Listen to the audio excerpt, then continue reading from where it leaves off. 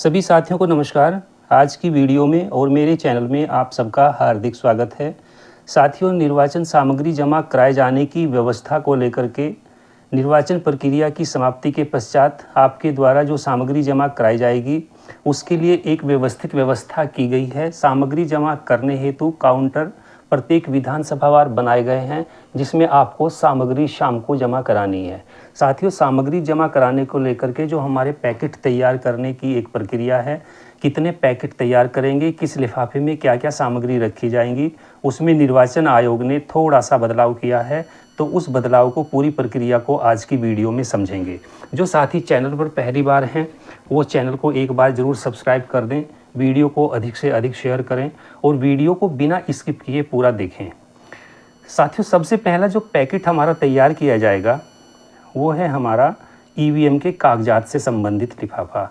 इस ईवीएम से संबंधित कागजात का जो लिफाफा है उसमें 3 चीज़ें हमें रखनी हैं। एक तो रखनी है हमें मतपत्र लेखा 17C की एक प्रति। 17C जो मतपत्र लेखा है वो कई प्रतियों में आवश्यकता के अनुसार आप लोग तैयार करते हैं, तो उनमें से एक प्रति एक छोटे लिफाफे में रख करके आप प्रथम पैकेट के अंदर रखेंगे। दूसरी जो सामग्री इसमें रखी जाएगी वह है पीठासीन अधिकारी के द्वारा प्रतिवेदन। प्रमाण पत्र पीठासीन अधिकारी को देने होते हैं, भाग 1, भाग 2 और भाग 3। भाग 1 क्या है? ये वो प्रमाण पत्र है मशीन से संबंधित जो मॉक पोल के समय पीठासीन अधिकारी के द्वारा भरा जाता है। भाग 2 क्या है? भाग 2 साथियों वो प्रमाण पत्र है यदि मतदान के दौरान जो हमारी कंट्रोल यूनिट है उसकी पावर चेंज करने की स्थिति बन जाती है। अगर वैसे तो कंट्रोल यूनिट को, अपनी मशीन को हम निगरानी के साथ, सतर्कता के साथ यूज़ करेंगे तो इसकी ज़रूरत नहीं पड़ती है, लेकिन फिर भी अगर पावर चेंज करने की ज़रूरत पड़ जाती है मशीन की, कंट्रोल यूनिट की, तो ये भाग 2 प्रमाण पत्र पीठासीन के द्वारा भरा जाएगा। भाग 3 में साथियों क्या है कि भाग 3 जब आपका मतदान समाप्त हो जाता है, मतदान समाप्ति के पश्चात क्लोज का बटन अनिवार्य रूप से हमें दबाना होता है, तो उसी से संबंधित एक प्रमाण पत्र भी घोषणा के रूप में हमारे पीठासीन को देना होता है, भाग 3। तो ये तीनों के तीनों प्रमाण पत्र प्रतिवेदन पीठासीन के अधिकारी के द्वारा जो दिए गए हैं, भाग 1, भाग 2, भाग 3, ये हमारे इस प्रथम पैकेट में रखे जाएंगे। साथियों, तीसरी चीज़ जो हमारी इस पैकेट में रखी जाएगी वो है मॉक पोल से संबंधित जो पर्चियाँ निकली थी आपकी, 50 पर्चियाँ प्लस 7, मिनिमम 50 मत आपने डाले प्लस 7 जो ऑटोमेटिक पर्चियाँ कट के गिरती हैं, वो 57 पर्चियों से युक्त जो काले रंग का लिफाफा है, मोहर बंद करके वो इस लिफाफे के अंदर आप रखेंगे। तो 3 चीज़ें हमारी इसके अंदर हो जाती हैं। 17C की एक प्रति पीठासीन अधिकारी के द्वारा, प्रमाण पत्र भाग 1, भाग 2, भाग 3 और तीसरा हमारा मॉक पोल के द्वारा जो हमारी वीवीपैट से पर्ची निकली थी वो वाली पर्चियों से युक्त काले रंग का जो लिफाफा है वो, ये 3 चीज़ें हो जाती हैं हमारी। अब बात करते हैं दूसरे पैकेट की। दूसरे पैकेट के अंदर साथियों 4 चीज़ें हमें रखनी पड़ेंगी। वो 4 चीज़ें क्या हैं? पहले तो आती है हमारी पीठासीन की डायरी। पीठासीन की डायरी एक लिफाफे में रखेंगे और उस लिफाफे को आप खुला रखेंगे, उसको सील नहीं करेंगे, ना ही उसे गम से चिपकाएंगे। दूसरा, मतदाता रजिस्टर 17A जो द्वितीय मतदान अधिकारी के पास होता है, इसको एक लिफाफे में रखेंगे और उस लिफाफे को आप सील करेंगे लॉक से। तीसरी चीज़, विजिट सीट। जो विजिट सीट आपके मतदान केंद्र के ऊपर आप तैयार करते हैं, सुबह से शाम तक हमारे पास जितने भी हमारा ऑब्जर्वर करने के लिए हमारे अधिकारी हमारे पास आते हैं, मतदान प्रक्रिया से जुड़े हुए तमाम अधिकारी हमारे पास आते रहते हैं साथियों, तो उनको उस पर हस्ताक्षर भी करने होते हैं। तो ये जो विजिट सीट है वो एक लिफाफे के अंदर रखेंगे और उस लिफाफे को खुला रखेंगे। चौथी चीज़ हमारी जो हमें रखनी है, प्रारूप 14A में अंधे व निःशक्त निर्वाचकों की सूची और उनके जो सहायक हैं उनकी सूची, ये आपको एक लिफाफे के अंदर रखेंगे और उस लिफाफे को आप खुला रखेंगे। तो 4 चीज़ें हमारी दूसरे पैकेट के अंदर रखेंगे। इसे हम समीक्षा लिफाफे के नाम से जानते हैं। ज़रूरत पड़ने पर निर्वाचन आयोग इस लिफाफे की स्क्रूटनी करा सकता है। दूसरा, अब बात करते हैं तीसरे पैकेट की। तीसरे पैकेट ये हमारा सामुदायिक लिफाफा है और इस लिफाफे के अंदर जितने भी हमारी ये 5 चीज़ें रखी जाएंगी, इन 5 को रखने के बाद इस लिफाफे को हम बाहर से भी सील्ड करेंगे लॉक से। तो पहली चीज़ इसके अंदर रखी जाएगी निर्वाचक नामावली की चिन्हित प्रति। निर्वाचक नामावली की चिन्हित प्रति जो हमारी प्रथम मतदान अधिकारी के पास रहती है, जिसको पूरी निर्वाचन प्रक्रिया में मतदान की प्रक्रिया में मत डलवाते समय चिन्हित किया गया है वो वाली प्रति है, एक पैकेट के एक खाली लिफाफे के अंदर इसको हम रखेंगे। दूसरी आती है हमारी मतदाता पर्चियों का मोहरबंद लिफाफा। ये मतदाता पर्चियाँ वो हैं जो द्वितीय मतदान अधिकारी मतदाता को जारी करता है, फिर वो तृतीय के पास जाकर के उस पर्ची को देता है। तृतीय मतदान अधिकारी इसको कलेक्ट करता है और इन पर्चियों से युक्त जो लिफाफा होगा उस लिफाफे को आप सील्ड करेंगे और सील करके इस तीसरे पैकेट के अंदर रखेंगे।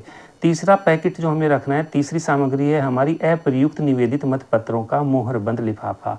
साथियों, जो निवेदित मतपत्र आपको मिले हैं टेंडर वोट डलवाने के पर्पज़ से, उनमें से कितने अनयूज्ड हैं जिनका हमने प्रयोग नहीं किया, उनको एक खाली लिफाफे में, खाली छोटे लिफाफे में रखेंगे और उसको मोहर बंद कर देंगे, सील कर देंगे।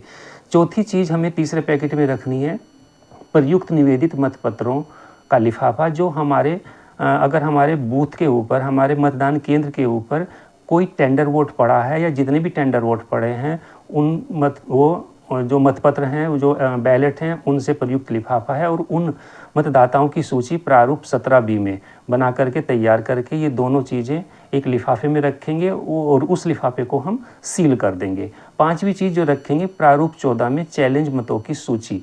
चैलेंज मतों की सूची, चैलेंज मत आप सब जानते हैं, यदि आपके मतदान केंद्र के ऊपर मतदान प्रक्रिया में किसी मतदाता की पहचान को चैलेंज किया जाता है तो ऐसे जितने भी मतदाता सुबह से शाम तक आपके निर्वाचन केंद्र के ऊपर आएंगे, उन चैलेंज मतों की जो सूची होगी वो सूची आपको प्रारूप 14 में तैयार करनी है और इसको भी एक छोटे लिफाफे में रख देंगे और उसको भी हम मोहर बंद कर देंगे, सील कर देंगे। तो ये पांचों के पांचों लिफाफे आप एक बड़े पैकेट में रखेंगे। इसे हम तृतीय पैकेट के नाम से जानते हैं और इसे सामुदायिक लिफाफे भी कहते हैं साथियों।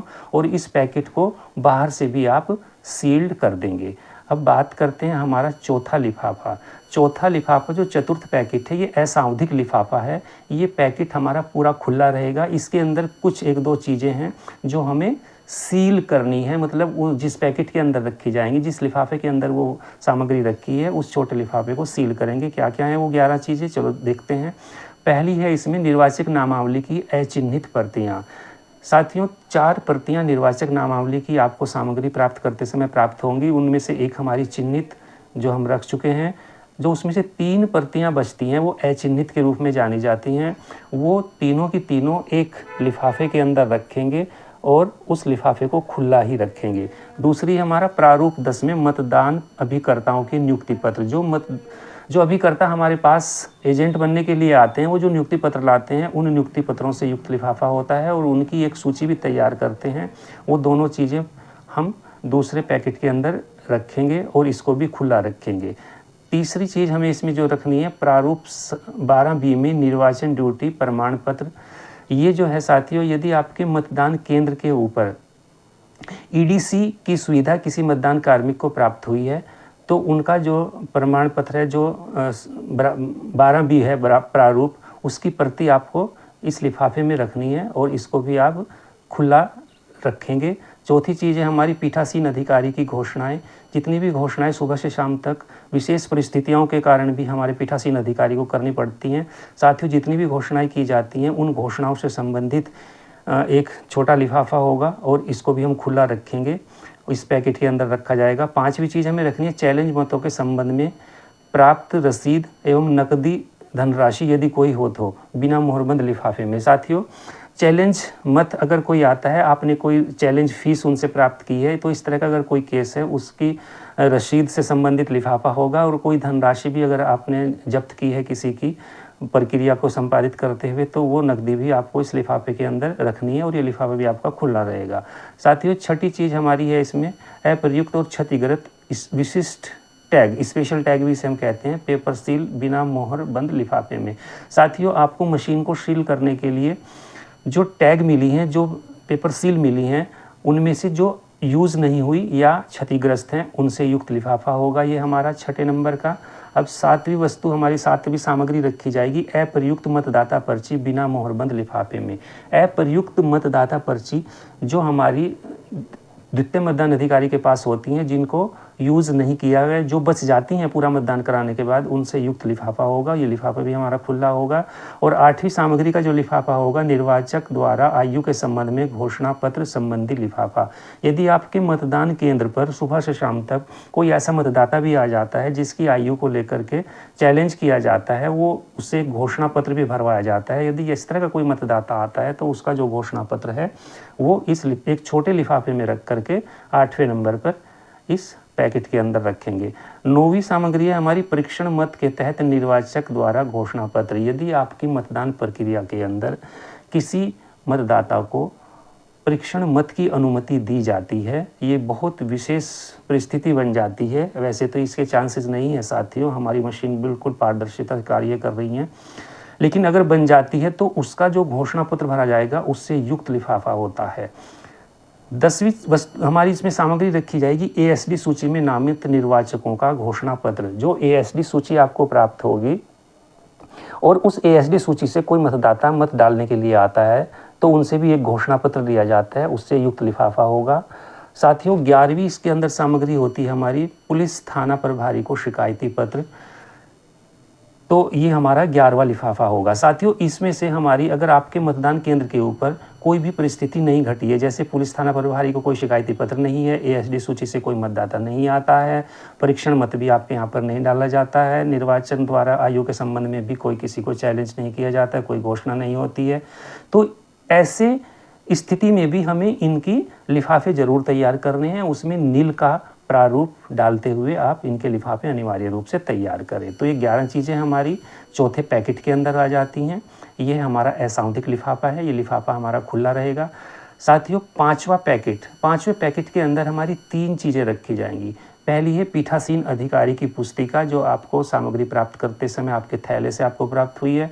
ईवीएम और वीवीपैट की निर्देशिका जो आपको प्राप्त हुई है। साथियों अमिट शाही की शीशी का सेट और स्टैम्प पैड। अमिट शाही की शीशी जब भी आप मतदान कराने के पश्चात बैग में रखें तो उसको सही से बंद कर लें। ऐसा ना हो कि उसका ढक्कन ढीला हो और आपके पूरे पेपर्स आपके ख़राब हो जाएं, उनके ख़राब होने की संभावना ना बने। तो शीशी को सही से बंद करके, ये तो 3 चीज़ें आप इस 5वें पैकेट में रखेंगे। 6ठे पैकेट के अंदर जो चीज़ें रखी जाएंगी, जो वस्तुएं रखी जाएंगी, उसमें अन्य सामग्री आती हैं। साथियों अन्य सामग्री को एक बार मैं आपके सामने फटाफट से बता देता हूँ। प्रारूप 7A में चुनाव लड़ने वाले अभ्यर्थियों की सूची, ये जो सूची आपको मिलती है, जो आपको बाहर मतदान केंद्र पर भी टंगानी होती है, चस्पा करनी होती है, ये आपको वापस इस बैग में रखनी है। 6ठे पैकेट में अभ्यर्थियों के नमूना हस्ताक्षर की छाया प्रति जो मिलती है आपको वो वापस रखनी है। अन्य अप्रयुक्त प्रारूप, जितने भी प्रारूप आपको खाली बचे हैं वो सारे के सारे इस पे 3रे नंबर पे रख देने हैं।